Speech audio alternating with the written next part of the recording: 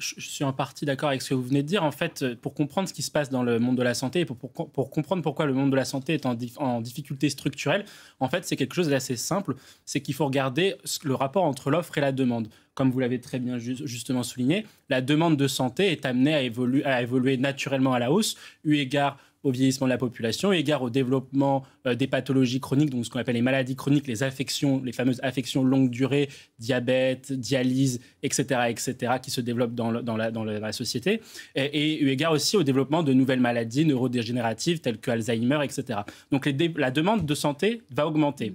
Face à cela, du coup, les pouvoirs publics depuis les années 90, notamment depuis 1995, avec l'arrivée d'Alain Juppé, ont comprimé l'offre de santé et l'offre de soins. L'offre de soins, c'est deux choses. D'une part, sur le financement, avec le fameux ONDAM qui a été introduit. Donc, c'est les objectifs nationaux de l'assurance, des dépenses d'assurance maladie. Donc, chaque année, les dépenses de l'assurance maladie, donc qui financent l'hôpital, etc., sont plafonnées, on va dire entre guillemets, budgétairement, artificiellement par les pouvoirs publics. Et d'autre part, sur le plan de la démographie médicale, donc l'offre de soins, c'est des financements, mais c'est aussi des bras, c'est aussi des hommes. La démographie médicale a été artificiellement également comprimée, eu égard au numerus clausus et toutes le numerus apparatus aussi dans les facultés de médecine, qui font qu'aujourd'hui, on a une demande de la santé supérieure à l'offre de la santé. Et donc, effectivement, face à cela, les propositions que fait François Bayrou vont peut-être dans le bon sens, c'est-à-dire de réduire une partie de la demande de santé, mais il faut s'attaquer surtout à l'offre, et donc ça suppose des politiques durables. L'offre de la santé, moi, je donne toujours un exemple, c'est qu'il y a 35%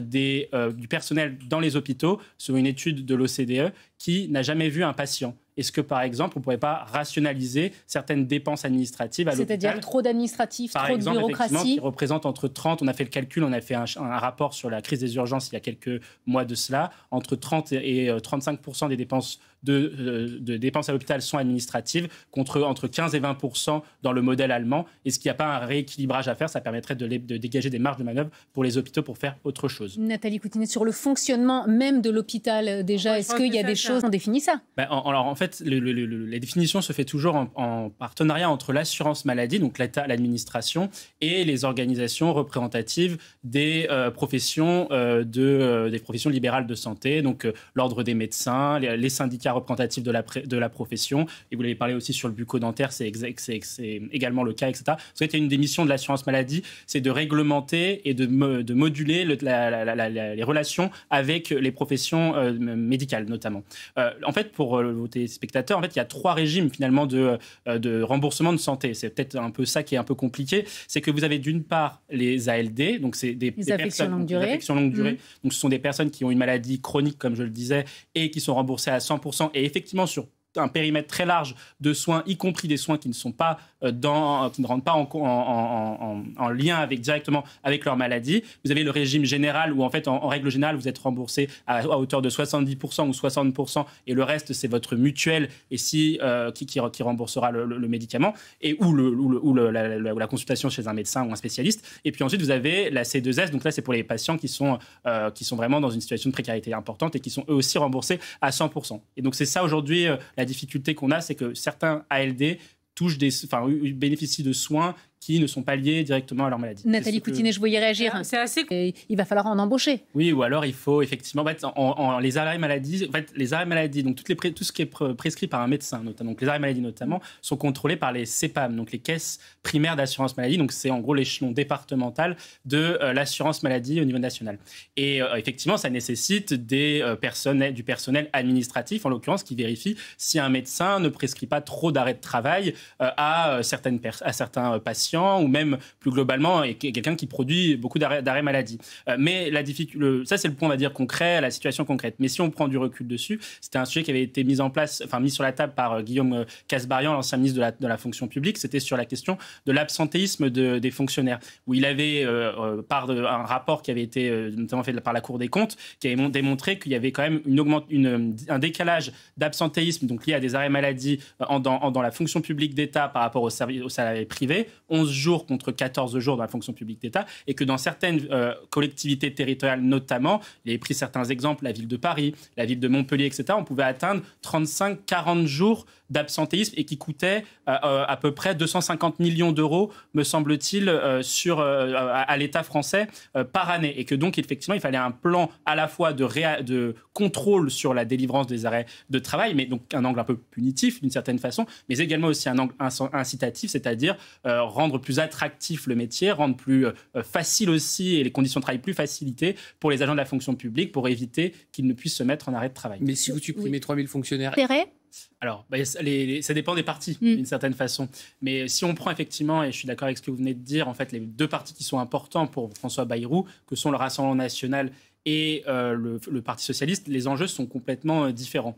Pour le Parti socialiste, je dirais que le Parti socialiste est prisonnier entre, d'une part, les parlementaires socialistes qui ont négocié un accord de non-censure, et notamment au prix du conclave sur les retraites, et qui se sentent, on va dire, a posteriori, un petit peu floués par les conclusions du conclave des retraites. Mais ils sont pris, d'autre part, par un autre point qui est électoral. C'est qu'en fait, si vous interrogez les électeurs, les sympathisants socialistes sur la censure du gouvernement entre Michel Barnier et François Bayrou, on a quand même quelque chose qui est important à noter, c'est qu'on a un glissement des électeurs socialistes vers une non-censure. Je prends deux sondages qui sont les mêmes, ceux de Ellab. En décembre dernier, 65% des sympathisants socialistes étaient d'accord avec Olivier Faure sur l'idée de censurer le gouvernement Barnier, considérant que le budget n'allait pas dans le bon sens. En revanche, le 5 février dernier... Mathieu, excusez-moi, je vous interromps. On écoute Emmanuel Macron qui est en ce moment en déplacement. Macron, j'imagine, s'en satisfait. Oui, en effet, de toute façon, Emmanuel Macron, d'un point de vue politique, avait dit dans la feuille de route de son prochain Premier ministre, après la dissolution, qu'il fallait que ce Premier ministre ne rompe pas avec la politique de l'offre qu'il a menée entre 2017 et 2022. Jusqu'à présent. Et c'est pour cela que Lucie Castet n'avait pas été nommée à Matignon. Enfin, en tout cas, ça faisait partie des raisons. La difficulté qu'a le président Emmanuel Macron, c'est qu'en fait, sur son premier mandat, quand on regarde le bilan, et on l'avait fait en 2022, sur la politique de l'offre, certes, effectivement, il a eu une politique de soutien en réformant le CICE fait par François Hollande, en le transformant en allègement de charges sociales sur les bas salaires notamment. Il a effectivement baissé les impôts sur les ménages et sur les entreprises, notamment en rendant 20 milliards d'euros de pouvoir d'achat aux Français via la suppression de la taxe d'habitation, etc., etc. Mais la réalité, c'est qu'Emmanuel Macron n'a pas baissé les dépenses publiques d'un point de vue en volume et ni en pourcentage du PIB, puisque aujourd'hui, on arrive à 57% du PIB dans les dépenses publiques. Donc, c'est le plus haut niveau, on va dire, le record, hors exception, hors crise, comme la crise sanitaire notamment, ou même après le plan de renflouement de Nicolas Sarkozy en 2008. Donc, c'est l'année où on a le plus dépensé, l'État a le plus dépensé sous Emmanuel Macron. Et donc, aujourd'hui, le constat que pose Emmanuel Macron est le suivant. L'État dépense beaucoup, effectivement, prélève énormément. Si l'on fait des économies et qu'on dépensait au même niveau que les autres pays de l'OCDE, donc c'est-à-dire à peu près en moyenne plutôt 50%, voire 48% du PIB, alors on pourrait rendre 200 milliards d'euros à l'économie, donc aux acteurs privés, mais également aux Français. On pourrait même, par exemple, supprimer l'impôt sur le revenu si on générait 200 milliards d'euros d'économie en baissant les dépenses publiques. Alexandre Béraud, ce qu'il faut retenir aussi de cette intervention. Désolé, oui. Que se passe-t-il? Est-ce que ça ouvre la voie à une nouvelle dissolution? Alors il y a beaucoup de sujets et beaucoup de questions. En fait, dans votre question, il y aurait deux réponses possibles. C'est que d'une part, on puisse arriver sur le modèle de ce qu'on a eu l'année passée, c'est-à-dire avec une absence de budget et donc effectivement un nouveau Premier ministre à renommer, et on repart dans le scénario de l'année dernière, de l'an passé, avec du coup l'absence de budget, etc., etc., et qui sera un budget qui sera voté du coup 2-3 mois après, avec du retard, avec toutes les conséquences que ça aura. Soit effectivement Emmanuel Macron pourra pourra prononcer une nouvelle dissolution et donc obliger les parlementaires à revenir vers les urnes. Face à cela, je pense que le président de la République, sur la dissolution, est en train de préparer un document justement sur celui-ci. Faut regarder, en fait, on est en train de regarder d'étudier le rapport dans les différentes circonscriptions, donc les 577 circonscriptions. Le président de la République avait fait, selon nos calculs avait fait le pari de faire une dissolution l'été dernier, considérant que la gauche pouvait être désunie et que donc effectivement beaucoup de circonscriptions allaient pouvoir passer au bloc central. Est-ce que là, les choses changeraient ? Non, dans notre calcul, en fait, pour l'instant, s'ils prononçaient une dissolution, même si la gauche est désunie, le bloc central perdrait beaucoup de parlementaires. Nous, on a à peu près 40 circonscriptions, et c'est plutôt le Rassemblement national aujourd'hui, compte tenu du maintien dans les enquêtes d'opinion et dans les intentions de vote, qui gagnerait ces fameux 40-50. Merci beaucoup, Mathieu Hoc, d'avoir